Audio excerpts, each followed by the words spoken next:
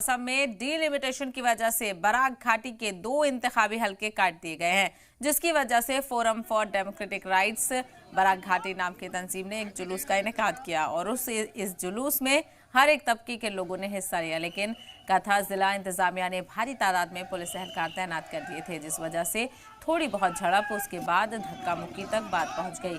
मुजाहिरीन ने जुलूस निकालते हुए सिलचर की डीसी ऑफिस तक कूच किया और सदर जमहूरिया और इलेक्शन कमीशन को एक मेमोरेंडम भी भेजा गया। तो सिलचर और असम डिलिमिटेशन पर सवाल बरकरार है।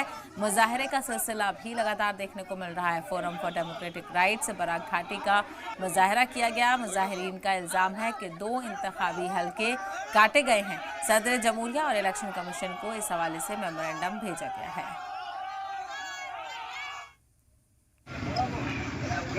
संदीप जी, आज हम लोग देखिए, पुलिस को अब हम ये नहीं समझते कि लोगों की रखवाली के लिए है। पुलिस को हम नहीं समझते कि लोगों की सुरक्षा के लिए है। पुलिस अब वही काम करेगी जो सरकार कहेगी और सरकार वही काम करवाएगी पुलिस से जहाँ लोगों की आवाज दबाया जा सके।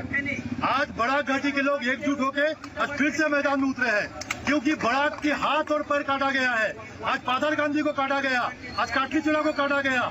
हम एक साथ एकजुट होकर आप एक मंच पे है कि किसी भी हाल में हम ये षड्यंत्र है जो असम सरकार के इलेक्शन कमीशन के माध्यम से बराक के लोगों में बंटवारा करने की, फूट डालने की, भाईचारा नष्ट करने की, ये हम कभी होने नहीं देंगे।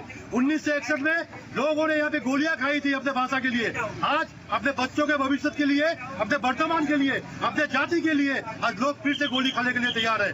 हम लोग आज नागरिक के नाते, बराक के नागरिक के नाते, असम के नागरिक के नाते मैदान में लड़े हुए हैं और डटे हुए हैं और कोई भी शक्ति इस आंदोलन को रोक नहीं सकेगी।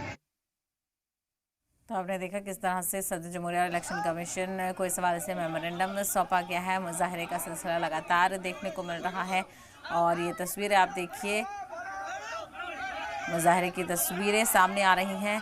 डीलिमिटेशन को लेकर सवाल अभी भी बरकरार है, जिसके नतीजे में ये पूरा एहतजाज देखने को मिल रहा है।